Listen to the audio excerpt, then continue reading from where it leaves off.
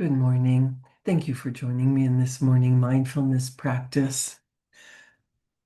I want to talk to you about what it means to let go and let God. Everything that you see in this universe, yourself included, is nothing but the expression of an infinite power. This power is forever flowing to and through you. Scientists will tell you that it's energy. I choose to say that everything is spirit. It doesn't matter whether you believe in God or you believe that there's energy around us, there's a universal mind, that everything is connected in a matrix. I like to think that there is a spark of divine energy in you and in me, in everyone. That sets us apart from the animals because we have five senses. We can see, hear, smell, taste, and touch. So can your pets. So can the wild beasts. There must be life in plants, otherwise, they wouldn't grow and die.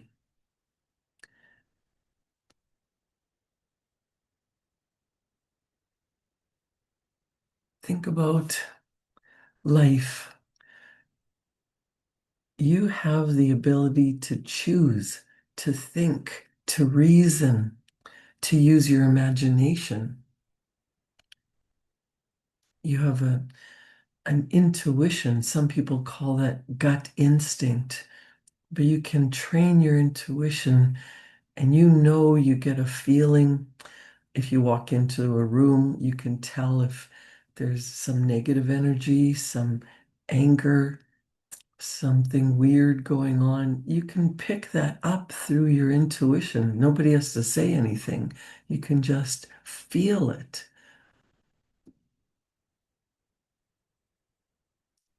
I want you to use your imagination and think about something that you would really want to bring into your life. If you have a pet at home, they just exist. Of course, they love you and they want to be with you, but they're going to eat and hopefully go outside and do their business. But they can't own a house. They can't design a, anything. They can't paint a picture. But you have talents and abilities. You are co-creating your life with infinite intelligence. If you believe that God is the ultimate creator and he created the sun and the moon and the stars and the earth, he gave you the ability to think, to form things, to get an idea, and to use your human talents and skills and abilities, your human hands to make things. Your house didn't just appear out of the blue. Someone got the idea, put the picture together, had people build it. You can be an architect, you can be a laborer, you can be a builder, or you can design it in your mind and ask someone else to build it for you. What do you really want? It could be a physical building, a vehicle. It could be nicer experiences. Would you love to travel all over the world? Or just spend some time at your favorite lake? Or explore all the different art galleries? Everything starts in the mind. The slide that I have up is just part of one picture. This picture is famous. Vincent van Gogh painted Starry Night, and I heard that he was interviewed and said that first He sees a picture in his mind. He gets an idea, and then he paints it. He first thinks about it, and then he paints it. Bob Proctor would say there's never really been an original painting because it was first created in the artist's mind. The person who owns the painting has the duplicate of what was in the artist's mind.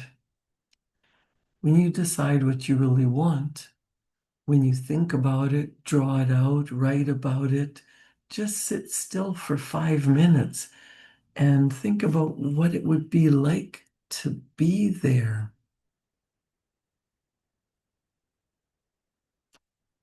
Take a deep breath in and imagine what it would be like if you were living with your idea, your picture, the image you hold in your mind already physical form, already reality. Everything started that way.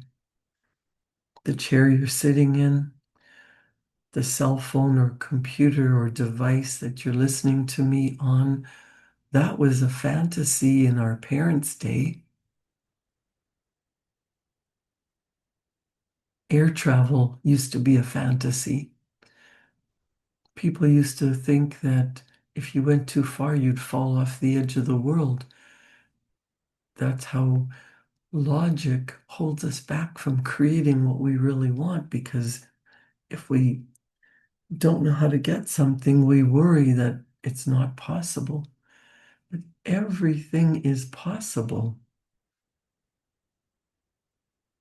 Bob Proctor wrote a chapter in his book, You Were Born Rich, called Let Go and Let God.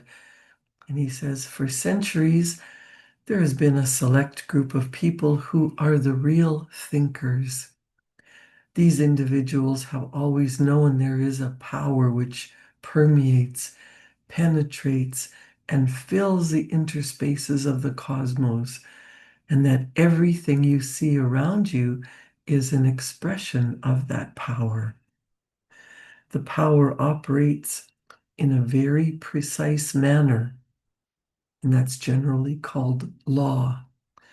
In other words, everything comes from one source, and that source power always flows and works to and through the individual. That's you. Stated differently, the image that you have formed can only come to you on the physical plane of life, can only become your results in one way, and that is by law and through faith.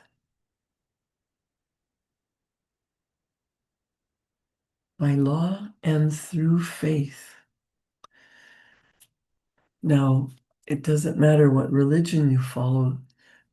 I'm not talking about religion, I'm talking about spirit, understanding that there is universal power and it is flowing to and through you.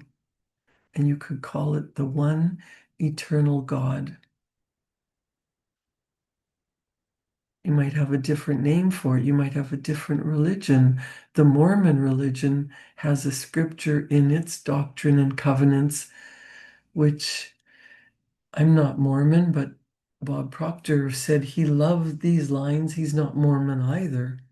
But this quote from the Mormon Doctrine and Covenant says, there is a law irrevocably decreed in heaven before the foundations of this world, upon which all blessings are predicated.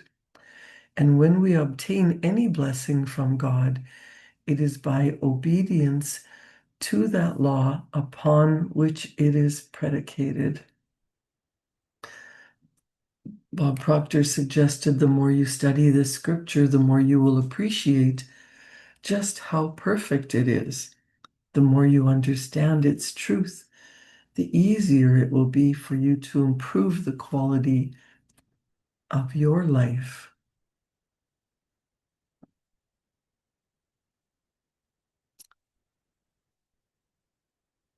The vast majority of people whom you encounter every day treat God like some cosmic bellboy who is supposed to run and fetch and deliver. Some people pray, God, please give me this or give me that. They believe that they will receive what they have asked for, but unfortunately, these people do not understand the true nature of prayer. And what's even more tragic is they don't even know that they don't know. This universe is vibrational. Bob Proctor was my mentor, and he would say, we live in an ocean of motion. Everything is vibrating. Nothing rests. We attract to us what we are in harmony with.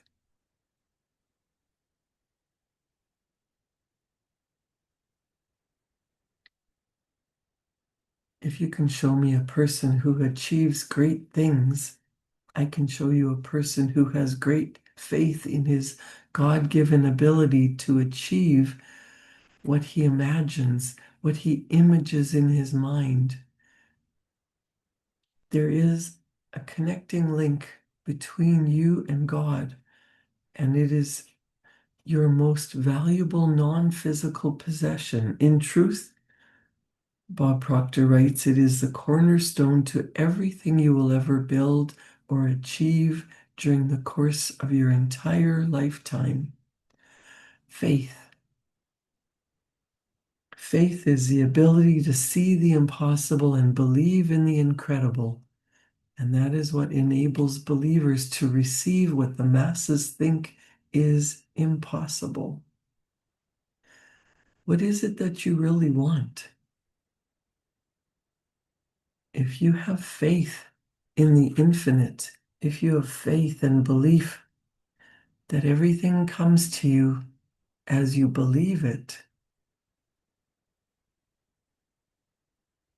whatever you want to accomplish in your lifetime will be in direct proportion to the intensity and persistence of your faith. Let's think about the biblical story of David and Goliath. As you recall, Goliath, the giant of Gath, came into the Israelite camp, boasting pompously and taunting the Israelites to select a man to do battle with him. The Israelites naturally were terrified, and none of them leaped forward to accept the challenge. But some time later, when Goliath returned to reiterate his challenge, David, an Israelite youth, overheard the giant's obnoxious boasting, and he stepped forward to pick up the gauntlet. After much pleading before his elders for the dubious honor of facing Goliath in battle, the youth was accorded the great privilege of going forth to do battle. The elders insisted that David clothe himself in heavy protective armor. They also gave him a sword with which to smite his powerful adversary. But David said, I'm not used to these things. I cannot fight with these handicaps. These are not my weapons. I have other weapons with which to fight the giant. So he stripped himself of all his armor and he went into battle with no weapon other than a simple slingshot and a few pebbles which he had gathered from a nearby brook.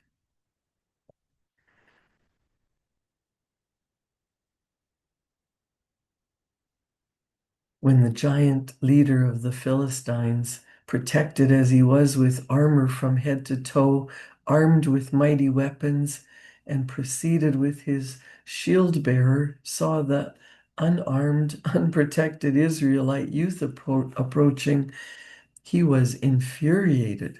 He said to David, come to me, and I will give thy flesh unto the fowls of the air and the beasts of the field. Young David, never one to be intimidated, answered the giant, saying, thou comest to me with a sword and with a spear and with a shield, But I come to thee in the name of the Lord of hosts, the God of the armies of Israel, whom thou hast defied. This day will the Lord deliver thee into mine hands. While the giant Goliath placed his faith in physical objects like armor, swords, and shields, David placed his faith solely in the unseen God. The result? The young Israelite shepherd defeated his far mightier foe. With nothing save a single stone from his sling, David struck Goliath, and the giant fell lifeless to the ground. By accepting the principle, let go and let God, and believing that whatever must happen for you to reach your goal will happen, like David, you too will successfully conquer the giant in your life. You will witness the physical manifestation of your image and in the proper time. You see, the trouble with those of us who fail to achieve what we desire is not that we lack the ability to do so, but that we lack the faith implicit in the let go and let God principle, which dictates whatever is necessary for us to reach our goal will indeed occur. We do not believe that we can simply tap into the great spiritual reservoir that lies within us to make connection with divinity, all supply, God, infinite intelligence, or whatever else you wish to call that power, which sustains each one of us. However, if you fail to make this connection in your own mind, or if you lack the divine self-confidence born of faith in omnipotence, you will never be what you long to be or have what you rightly deserve to have. All of your prayers will return to you unanswered.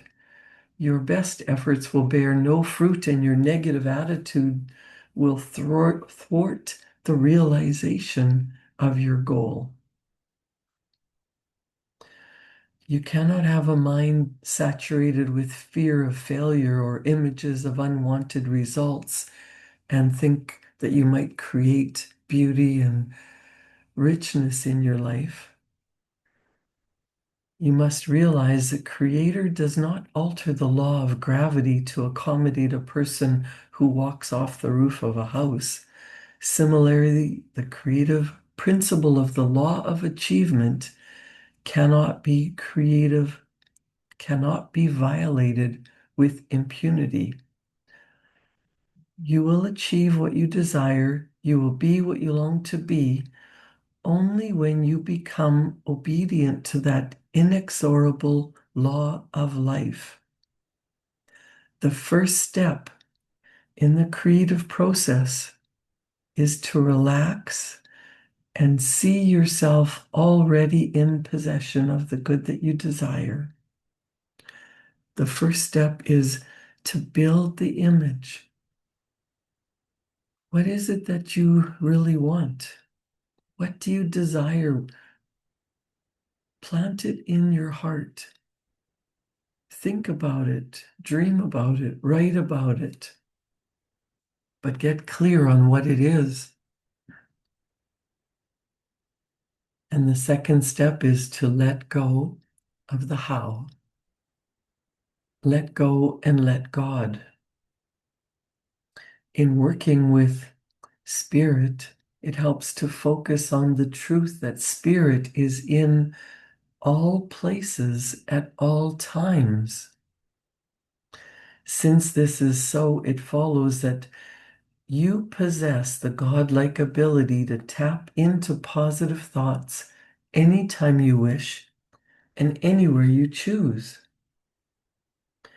Moreover, once you become aware of your kinship with the creative power, that you are in truth a child of spirit, you cannot possibly be anything other than positive, forceful, radiant, and self-reliant in your dealings with the world. a conqueror of those forces which would attempt to drag you down or hold you back. Believe and achieve. Once you decide what you want to go after and then let go and let God, once this happens, all the forces in the universe will come together to help you reach your goal or the manifestation of your image. Finally, gaining the understanding that you are made in the image of the creator of the universe, you are a living part of eternal spirit, will ultimately transform the results that you are achieving in your life every day. Spirit is that power which is forever flowing into and through you. We might also call this power thought. There is thought energy. It is always around you. It is available to you. You're always thinking, but we're not truly thinking. We might have 60 to 90,000 thoughts a day. But as spirit or thought flows into you, you choose the image you will then form with this energy. Experiment for yourself. Sit back, relax, and then become fully aware of this great creative capacity. You can actually form one image or picture after another on the screen of your mind. Images of things which already exist physically, like your car, your home, your place of business, or images of things that do not yet exist, such as your short-term or long-term goals. But the point that Bob Proctor wants to make in his chapter, Let Go and Let God, is to impress upon you now that although spirit is the very essence of your being, it will never move into form or into an image without your assistance. So those people who sit back and do nothing and say, God will look after me, are just fooling themselves. It is true that God helps only those who first help themselves.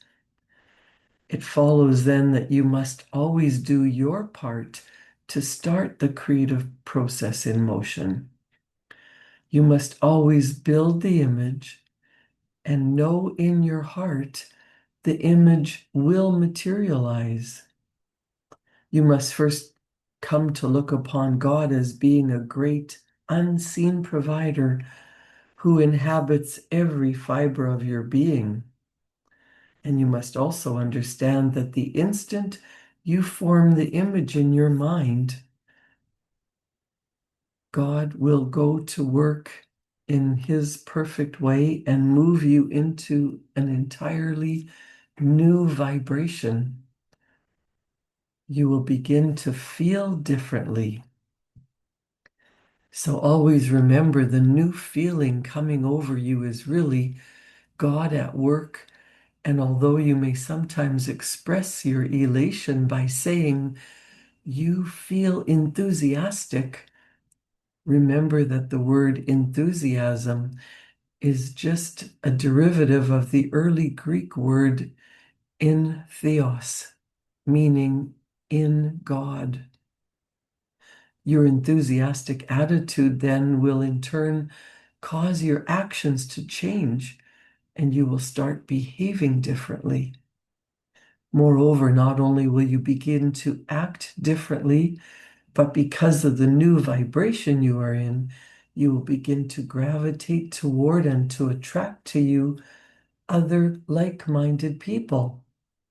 Strange and wonderful things will begin to happen to you, and with such regularity that you will be at a loss to explain or even to comprehend what's going on. So don't even make the attempt. Just understand it is God's way or the way of the creative force, and accept the good as it comes and expect more good to come in your future. Skeptics will begin to say you are lucky. You could just let it go at that. For as long as you continue to hold the image in your mind of the good you desire, you will always be rewarded. Just have faith that what should happen must happen, and in the right time, it will happen.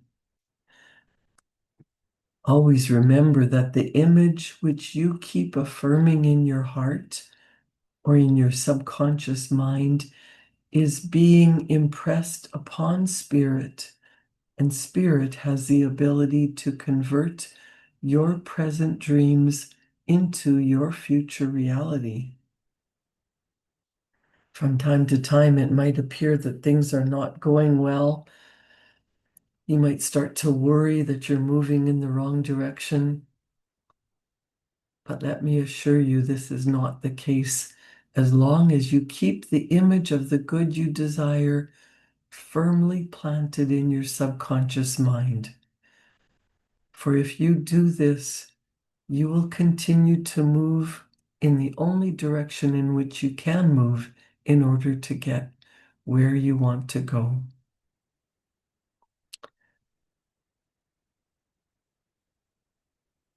Don't forget, it is never sufficient to believe in yourself, that part of you which God created in His image, only when you feel particularly enthusiastic or when some particular good fortune has befallen you.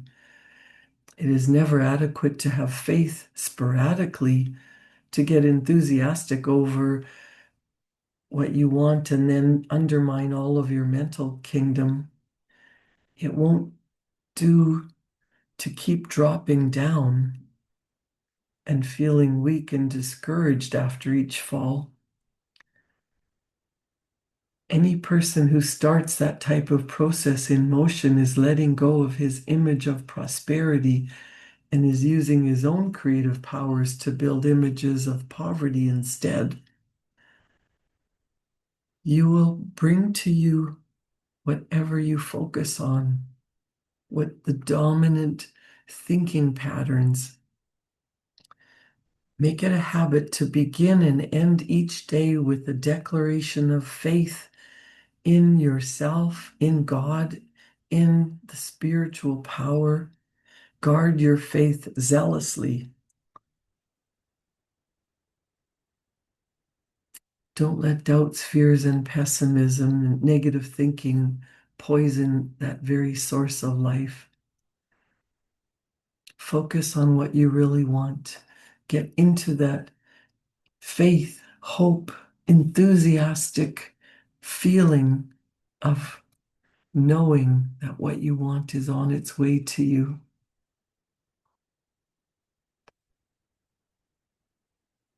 When you are firmly grounded in faith, negative thoughts will have no power over you because they will not be in harmonious vibration with you and your new image.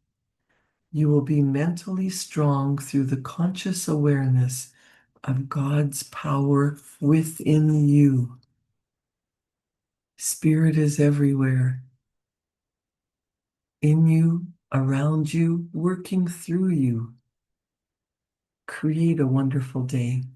Enjoy your weekend, and I'll see you back here Monday morning at 7. Thank you.